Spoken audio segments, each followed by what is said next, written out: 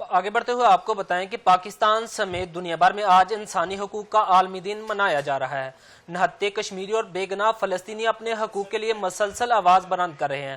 مزید تفصیلات دیکھتے ہیں مہنور جاوید کی اس رپورٹ میں۔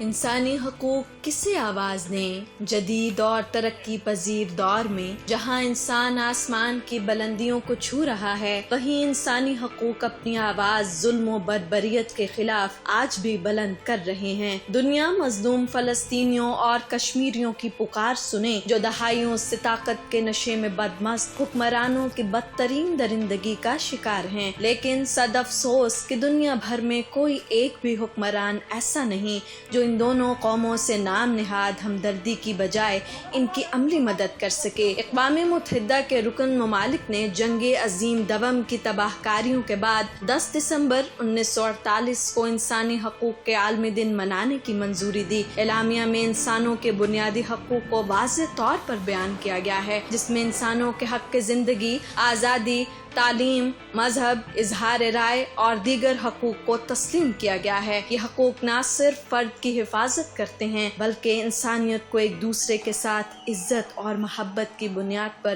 جینے کا موقع دیتے ہیں۔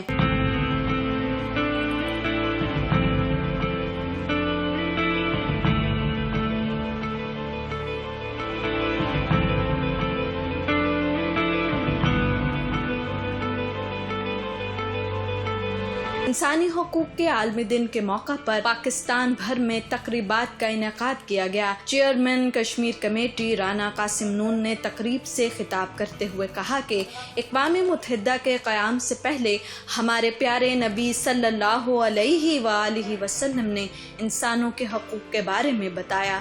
غزہ کے مسلمانوں کے ساتھ جو ظلم ہو رہا ہے وہی سری نگر کے کشمیریوں کے ساتھ ہوا۔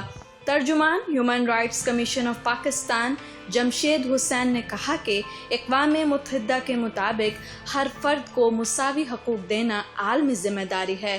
صدر مملکت آصف علی زرداری، وزیر اعظم شہباز شریف، وزیر اعلیٰ پنجاب مریم نواز، رہنما پیپلز پارٹی شیر رحمان اور سینیٹر اعظم نذیر ٹاڈر نے اپنے پیغامات میں کہا کہ انسانی حقوق کا پہلا جامع چارٹر خطبہ حجۃ الوداع ہے۔ حضرت محمد صلی اللہ علیہ وآلہ وسلم نے انسانی حقوق کا بے مثال چارٹر دے کر انسانیت پر احسان کیا۔ آئین پاکستان ہر شہری کو بلا امتیاز آزادی اور بنیادی حقوق کی ضمانت دیتا ہے۔